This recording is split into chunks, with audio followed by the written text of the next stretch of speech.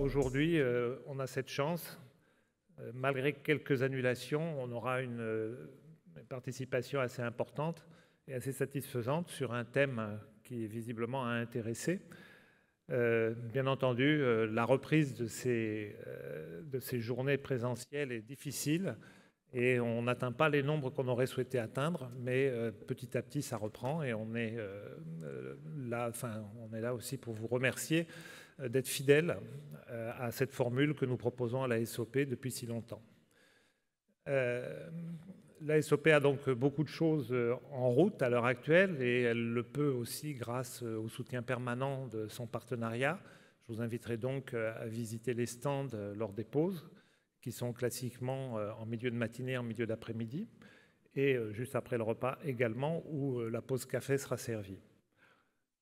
Alors, le programme, je vais rapidement vous parler du programme futur.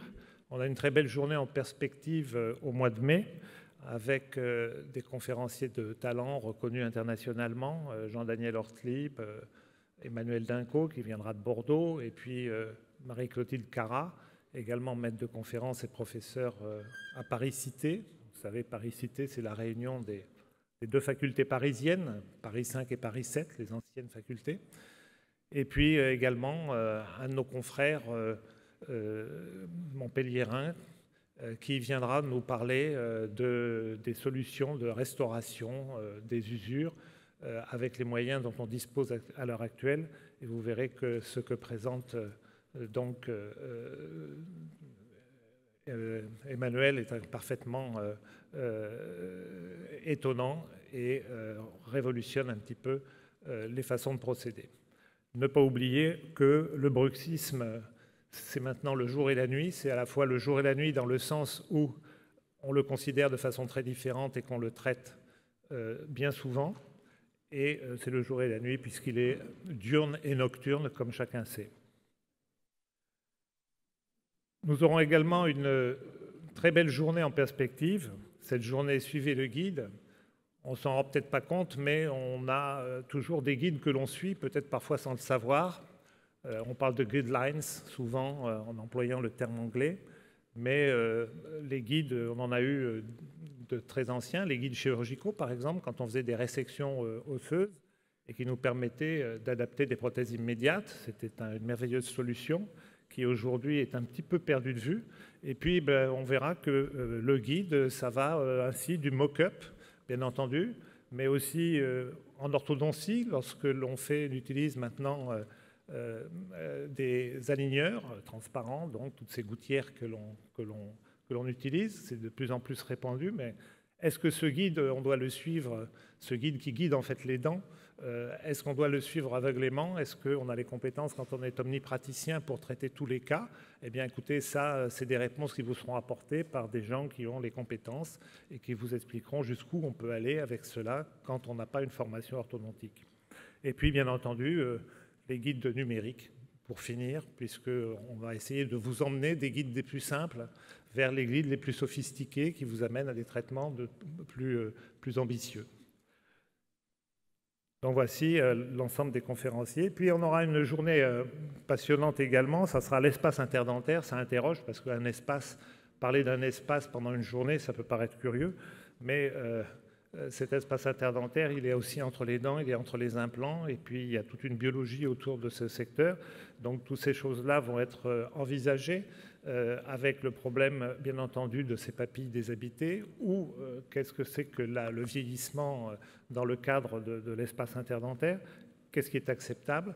Et nous aurons là aussi un ensemble de conférenciers très enthousiastes à l'idée de traiter d'un tel sujet. Donc, je vous incite à vous y intéresser également. Et puis, vous savez que nous avons un nombre important de cycles que nous vous mettons à votre disposition, donc qui vont être des cycles plus ou moins longs, des cycles courts qui peuvent durer 2 jours, comme des cycles beaucoup plus longs sur 10 jours. Le cycle, par exemple, d'endodontie qui est très rapidement plein et déjà pour l'année prochaine, il ne reste plus que 6 places de disponibles. Donc, je vous incite à si vous êtes intéressé, à vous inscrire d'urgence. Et puis, bon, il y a toujours des nouveautés dans les cycles, et en particulier, la nouveauté, c'est qu'on a créé un nouveau cycle d'odontologie pédiatrique qui est également à la fois en présentiel et en distanciel, avec toute une partie de e-learning. Ça a représenté un investissement important avec lequel on espère qu'on intéressera une clientèle, enfin des confrères qui ont plus de difficultés à se déplacer et qui, par ce biais-là, pourront accéder aux connaissances. Par ailleurs, ce cycle sera inscrit d'une certaine façon dans le DPC. Il y aura des parties qui seront... Alors, on vous incite à vous intéresser à nos publications pour savoir ce que vous pourrez faire en DPC, par exemple, dans le cadre de ce cycle. Mais il y a d'autres cycles avec lesquels on va avoir du DPC, c'est la dermatologie buccale. On en a proposé l'année dernière une session. Eh bien, on va en reproposer cette année une nouvelle sur 2 jours. Et puis, on a également dentisterie esthétique, le traitement des abrasions dans les secteurs postérieurs sur 2 jours.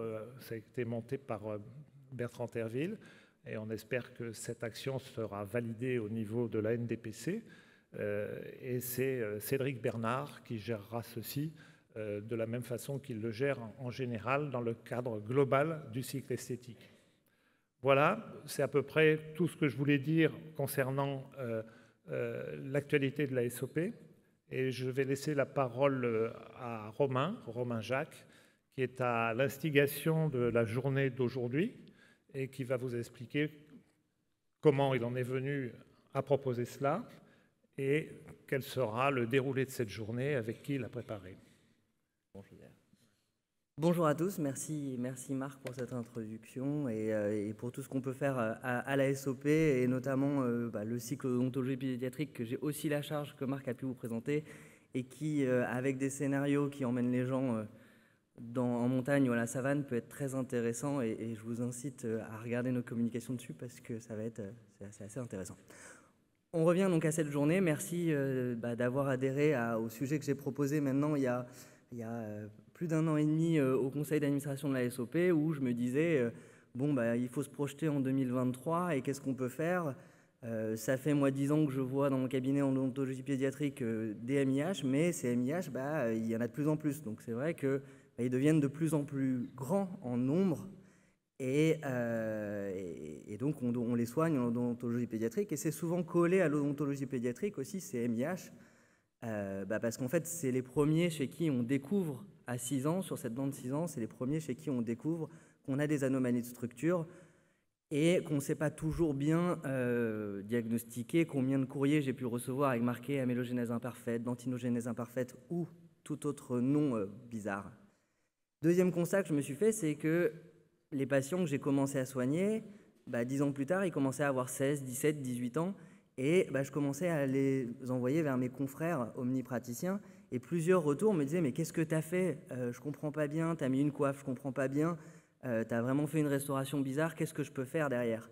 Et le titre est là, vient de là, c'est « MIH deviendra grand » parce qu'en fait c'est vrai que ces patients qui étaient des enfants deviennent des adultes. Et ces adultes, en omnipratique, il va falloir les soigner, il va falloir réussir à répondre à toutes les problématiques que pose la MIH, que ce soit dans le secteur postérieur avec des restaurations, comme on le voit avec cet amalgame qui est assez gros, c'est pas une dent qui est toute jeune, mais qui peut être très difficile à reconstituer. Et deuxième problématique dans le secteur antérieur. Donc la journée, on l'a conçue en 3 temps.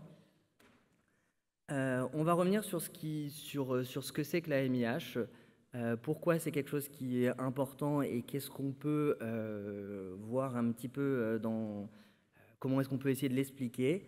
C'est Elsa Garot qui va nous présenter cette partie-là. Puis on verra ce qui est fait chez les enfants et comment est-ce que au quotidien en odontologie pédiatrique on essaye de les gérer, on essaye d'apporter une solution. Et on verra que malheureusement, en fait, on n'a pas toutes les possibilités thérapeutiques qu'on peut avoir plus tard. Et donc ça, c'est Caroline Levert qui nous fera tout ce champ chez l'enfant. En transition, en fin de matinée, on aura Romain Sénos qui nous fera la transition justement entre ces adolescents vers l'adulte et qui nous dressera un panorama de ce qu'on peut faire en fait et d'un panorama des solutions thérapeutiques à l'heure actuelle qui existent pour les adultes, adolescents, adultes. Et cet après-midi, on viendra à quelque chose qui est beaucoup plus pratique, ça sera assez théorique encore ce matin, et beaucoup plus pratique, comment on fait pour prendre en charge les MIH en antérieur avec Mathilde Jalado, et comment on fait pour prendre en charge les dents postérieures au niveau prothétique avec les AMAC. Donc je pense que ça va permettre d'avoir un champ assez large et surtout une application cabinet qui peut être assez intéressante derrière et que vous pourrez mettre en pratique dès demain. C'est l'idée en tout cas et c'est ce que j'ai demandé à tous mes conférenciers que je remercie d'avoir accepté d'être là aujourd'hui pour nous présenter ce thème.